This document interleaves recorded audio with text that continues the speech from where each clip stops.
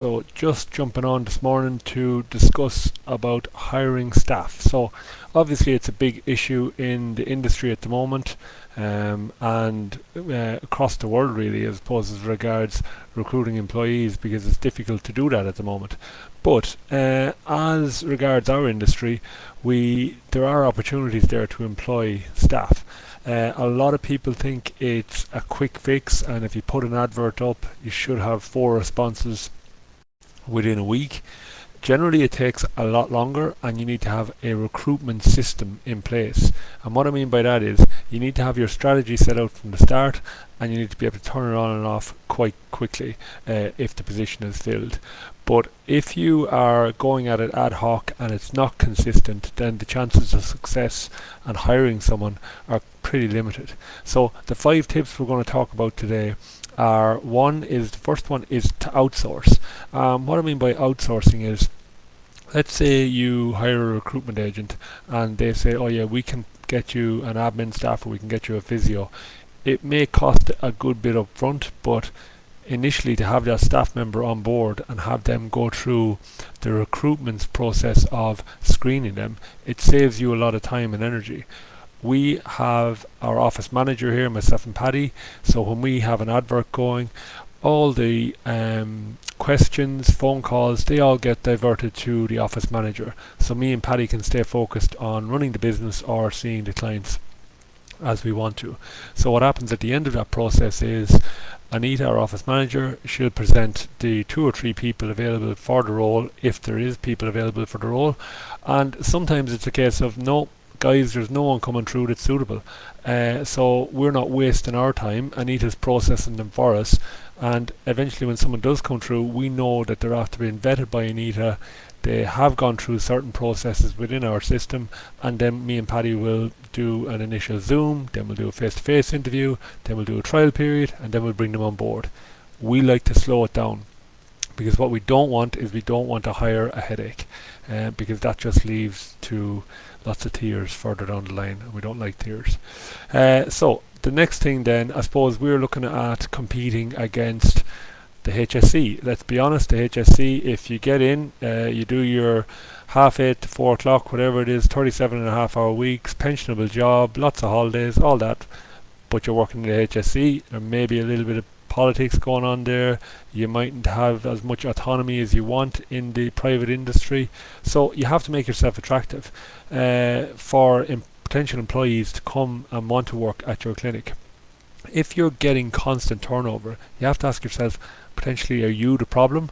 Have a look at your past history of employees, and if you continually say, oh, they just weren't right, I never can find anyone, and you may have got burnt in the past, maybe you need to look at your recruitment process, and the problem may be actually with you. So what we try and do is make it as attractive as possible, offer flexible hours, a really robust CPD regime, so they come on board, they're constantly learning, and we hold them accountable. And if they want to come, they know what's expected of them. We'll explain our core values. They'll say, yeah, we're on here.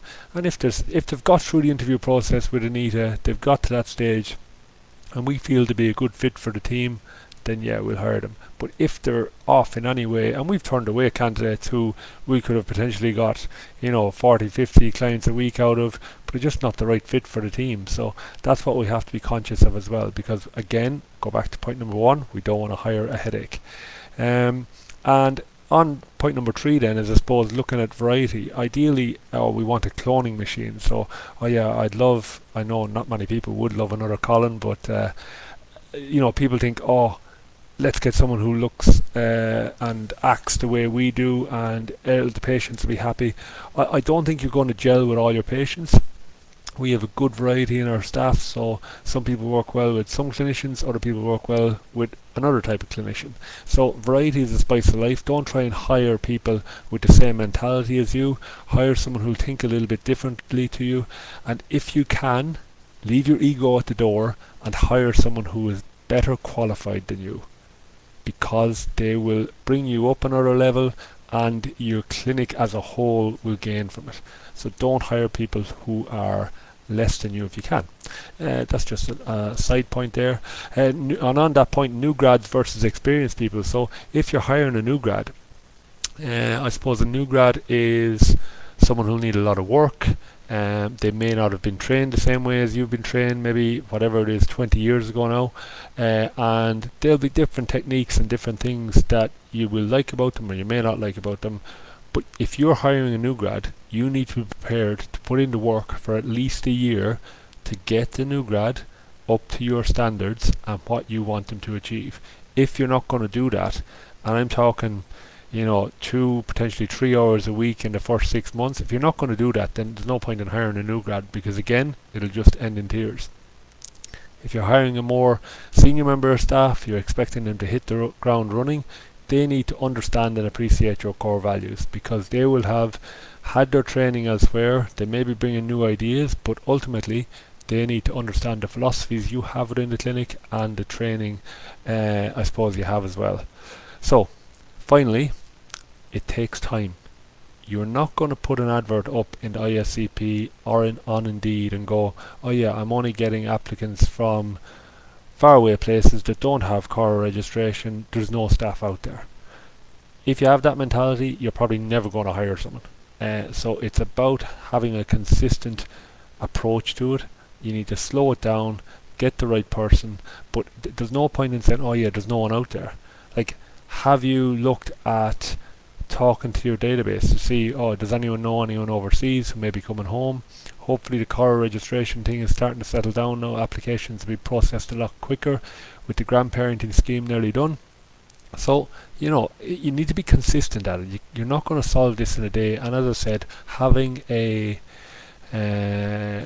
recruitment process in place will really help you. And don't hire a headache. Guys, if you have any questions on that, pop them in below. Any comments would be good as well. You may not agree with everything I said, which is fine too. But yeah, looking forward to hearing your feedback and enjoy the day. Cheers.